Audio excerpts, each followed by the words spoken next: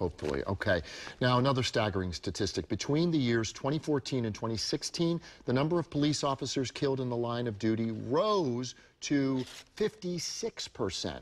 Now, these are the people that we call on when we're in trouble, and here they are, they're being ambushed and targeted.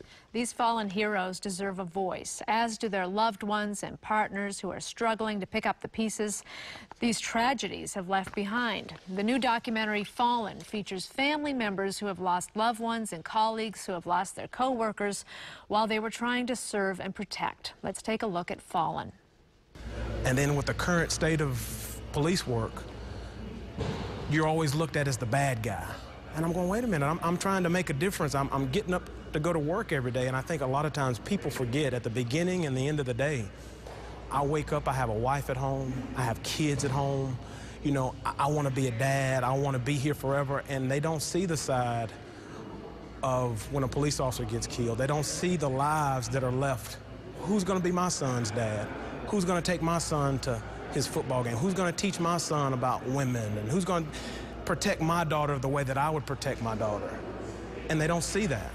And I'm a person just like you're a person, but I have one of the most complicated jobs that there is.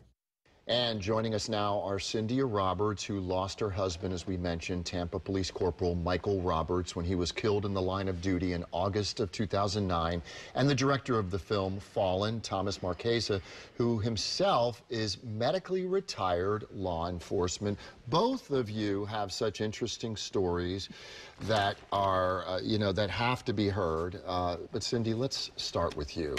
It's been now, what, 8 years? Saturday will be 9 years. 9 years since this horrific incident happened. How are you holding up, and how often do you think about your husband daily? I think about him every day, several times a day. If you think about all the times that you think about your spouse or significant other, the widows and the widowers of the fallen do the same thing, except they're not here to share that with. Were you worried every time he stepped out the door to go to work with that uniform on? Every day. You have to temper that with knowing that this is their chosen profession. It's a calling. I believe it's similar to being a clergy or a teacher. It's something that they're compelled and called to do, and you just have to accept that that's part of what makes them who they are. And Thomas, why did you decide to do this film, Fallen? What prompted you to do this? I felt compelled. You know, I kind of had one foot, while I was an active cop, I had one foot in the filmmaking world, and I knew I was going to make my first feature, and I was kind of I say in the film, it was kind of a sense of like a survivor's guilt. Like I felt compelled, like I owed this to the profession, being that I was going to make something, and I decided, you know, this is what it had to be. So, yeah. And while you were making it, somebody tried to kill you. Yeah. Tell us about that call you were on. Yeah, about 3 years into making the film, I responded to a 911 hang-up, which, you know, we do a million times. And it ended up being a teenage kid that was in the process of murdering his grandparents with a kitchen knife. And, you know, we forced entry to the place, and I came between them, and you got stabbed. Yeah. How many times? And thank God you survived. Yeah, I was really, really lucky. Multiple times. One, you know, the knife slid. The doctor told me it literally slid past my lung, right in the side. It got right between the panels of my vest, and I was very, very lucky. So you retired. It was a medically induced retirement, correct, obviously, but you continued this filmmaking route.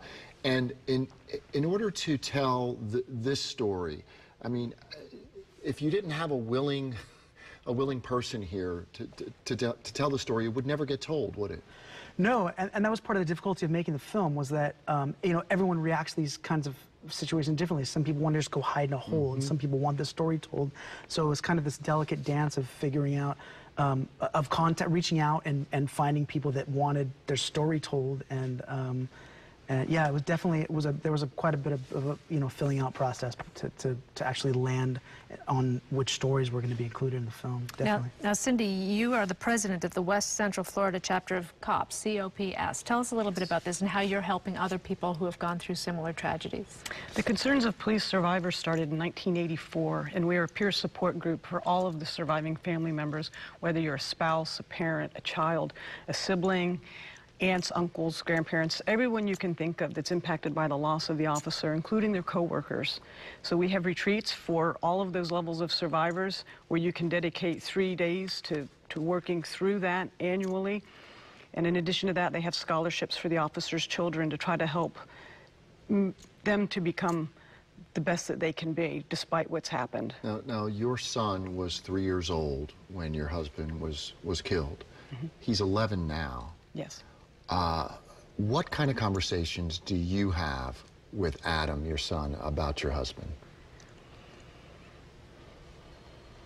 When children are in this position, it can be difficult for them sometimes to verbalize or to discuss their grief or how they feel about it. But we did have a little incident about 2 weeks ago. He did something and he made a face, and I saw Mike's face. And I started laughing really hard, and then I started crying. And he got upset because he thought that somehow I was sad by it. And I told him no. I said, I'm excited. I said, I get to see your dad again through you. And it's a good thing. And children of the fallen officers want to know that they can look or act like that parent that's gone. And now we're seeing more of an increase of female officers being killed also. So it's trying to keep that memory alive of what mom was, who mom was, as well as dad. Hey, really quickly, Thomas, if there's one thing that people take from this documentary, what do you hope people will learn from it? Just that police are human. Human beings. That's the whole message of the movie. It's not political. There's no this team or that team kind of message. It's just they're just people. Where will people be able to see the film? It'll be on September 8th is the official release date.